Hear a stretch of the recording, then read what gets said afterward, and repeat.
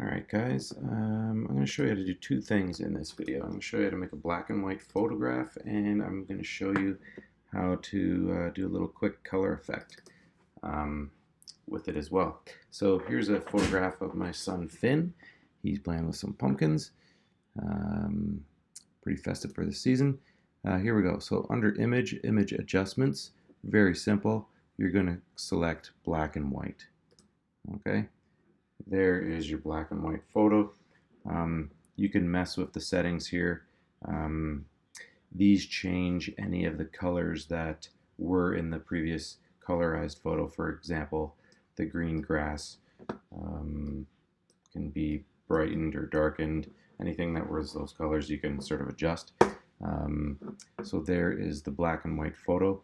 You can add in a vignette on one of these guys if you wanted to. If you've seen the previous video about how to make a vignette, it would make it pop. But this one, we're just going to make black and white, and I'm going to grab those pumpkins and make them orange. So the photo is going to be black and white, and those pumpkins are going to be orange, and they're going to really pop. So I'm going to go back a few steps to the original photo here, and I'm going to unlock this layer. If you just double click the layer, if it has a lock on it, you can unlock it. And I'm going to duplicate this layer. So to duplicate a layer, you can right click and duplicate layer here, or you can drag your layer down to the page corner flip tab here, and you can duplicate it that way. I'm going to rename my layers because I like to stay super organized. So you can double click your text. You can call this one black and white,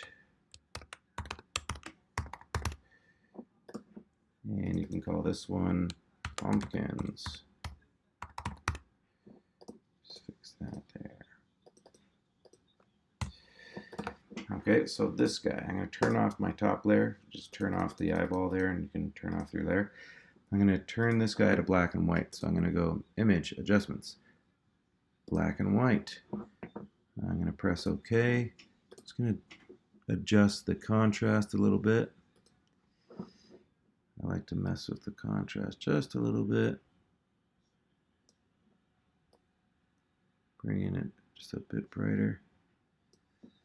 Press OK, and I'm happy with that. I'm going to turn on the pumpkin layer now, and you guessed it, I am going to cut out these pumpkins with the polygon lasso tool. So the polygon lasso tool, if you don't see it, it might be set on the regular lasso tool. So the polygon lasso tool is the middle one. I'm going to do Command plus and zoom into these pumpkins a bit.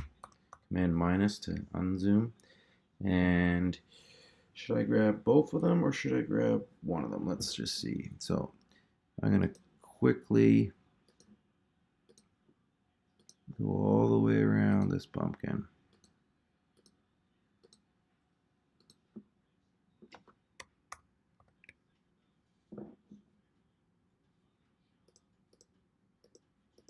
Go a bit quicker if I zoom out. Now this is frustrating, and some of you guys might remember this from the Perfect Peach assignment, and the more you do this, the better you get at it.